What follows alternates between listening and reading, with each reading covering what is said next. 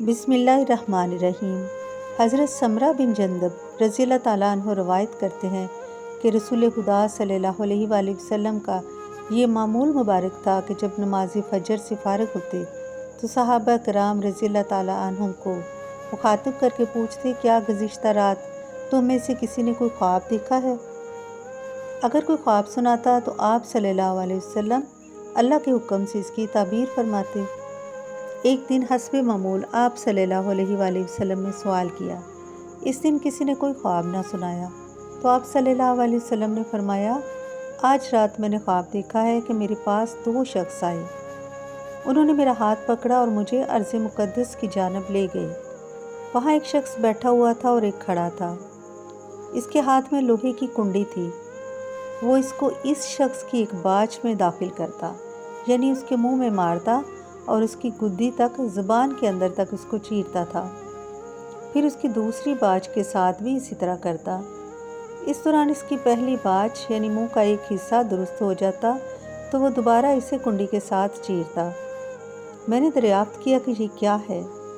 ان دونوں نے کہا، ابھی آپ صلی اللہ علیہ وسلم آگے چلیں۔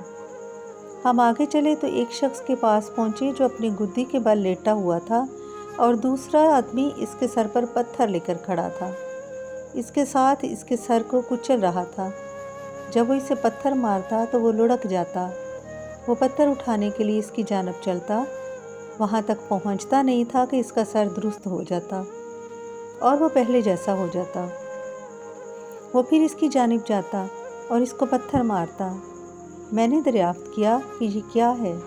ان دونوں نے مجھ سے کہا کہ آپ صلی اللہ علیہ وسلم ابھی آگے چلیں۔ ہم پھر آگے چلے۔ ہم ایک گھڑے کے پاس پہنچے جو تنور کے مشابہ تھا، یعنی ایک تندور سے ملتا جلتا تھا۔ اس کا اوپر اور نیچے والا حصہ کھلا تھا اور نیچے آگ بھڑک رہی تھی۔ جب آگ بلند ہوتی تو اس میں موجود لوگ بھی بلندی کی جانب آتے اور قریب تھا کہ اس سے باہر نکل آئیں، لیکن پھر آگ نیچے ہوتی تو وہ لوگ بھی نیچے چلے جاتے۔ اس میں بغیر لباس مرد اور عورتیں تھیں۔ میں نے دریافت کیا، یہ کیا ہے؟ ان دونوں نے کہا، آپ صلی اللہ علیہ وآلہ وسلم آگے چلیں۔ چنانچہ ہم آگے چلے، یہاں تک کہ ایک خون کی نہر پر پہنچے۔ اس میں ایک شخص نہر کے درمیان کھڑا تھا اور ایک شخص نہر کے کنارے۔ اس کے آگے پتھر تھے۔ نہر میں موجود شخص جب نہر سے نکلنے کا ارادہ کرتا تو کنارے والا شخص اس کے منہ پر پتھر مارتا اور اسے واپس لوٹا دیا جاتا۔ وہ جب بھی باہر نکلنا چاہتا تو اس کے منہ پر پتھر مارتا تو وہ وہیں لوٹ جاتا جہاں پہلے تھا۔ میں نے دریافت کیا، یہ کیا معاملہ ہے؟ ان دونوں نے کہا، ابھی آپ صلی اللہ علیہ وآلہ وسلم آگے چلیں۔ چنانچہ ہم آگے چلے گئے، یہاں تک کہ ایک سرسبز شاداب باغ کے قریب پہنچے جس میں ایک بہت بڑا درخت تھا اور درخت کی جڑ کے قریب ایک بزرگ شخص اور کچھ بچے تھے، اور وہاں ایک شخص درخت کے قریب بیٹھا تھا۔ اس کے سامنے آگ تھی جس کو وہ جلا رہا تھا۔ آپ صلی اللہ علیہ وآلہ وسلم نے فرمایا، انہوں نے مجھے اس درخت پر چڑھایا اور درخت کے درمیان ایک مکان میں لے گئے۔ میں نے اس سے بہتر مکان کبھی نہیں دیکھا تھا۔ اس میں بوڑھے، جوان، عورتیں اور بچے تھے۔ پھر انہوں نے مجھے وہاں سے نکالا اور ایک دوسرے درخت پر لے گئے۔ وہاں بھی مجھے ایک مکان میں لے گئے جو پہلے مکان سے بھی زیادہ خوبصورت اور بہتر تھا۔ اس میں بوڑھے اور جوان لوگ تھے۔ آپ صلی اللہ علیہ وآلہ وسلم فرماتے ہیں، میں نے ان سے دریافت کیا، آج رات تم نے مجھے سیر کرائی ہے، مجھے یہ تو بتاؤ کہ میں نے کیا دیکھا ہے؟ انہوں نے جواب دیا، ضرور بتلائیں گے۔ وہ شخص جس کو آپ نے دیکھا کہ اس کی باچھیں چیری جا رہی ہیں، وہ جھوٹا انسان تھا، جھوٹی باتیں کرتا تھا اور اس سے جھوٹی باتیں لے کر اطراف و اکناف میں پہنچائی جاتی تھی، یعنی جھوٹی باتیں پھیلا دی جاتی تھی۔ اسے جھوٹ کی یہ سزا دی جا رہی ہے اور قیامت تک اس کے ساتھ یہی معاملہ ہوتا رہے گا۔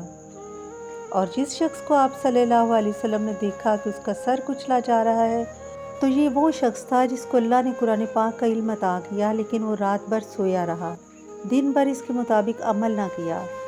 دوسری روایت میں ہے کہ اس نے فرض نماز بھی نہ پڑھی۔ اس کے ساتھ قیامت تک یہی کچھ ہوتا رہے گا۔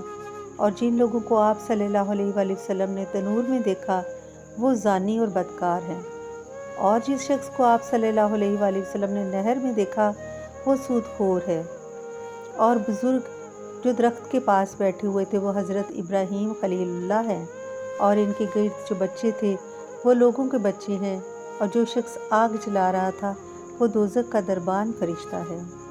اور پہلا مکان جس میں آپ صلی اللہ علیہ وآلہ وسلم داخل ہوئے وہ عام مومنوں کی رہائش گاہ ہے، اور دوسرا مکان شہداء کی رہائش گاہ ہے۔ اور فرشتوں نے بتایا کہ میں جبرائیل اور یہ میکائیل ہیں۔ پھر ان دونوں نے کہا آپ صلی اللہ علیہ وآلہ وسلم سر اٹھائیں۔ میں نے سر اٹھایا تو میرے سر پر بادل جیسی کوئی چیز تھی، اور ایک روایت میں ہے کہ سفید بادل کی طرح، اور انہوں نے کہا کہ یہ آپ کی رہائش گاہ ہے۔ آپ صلی اللہ علیہ وآلہ وسلم نے فرمایا کہ مجھے چھوڑ دیں تاکہ میں اپنی رہائش گاہ میں داخل ہو جاؤں۔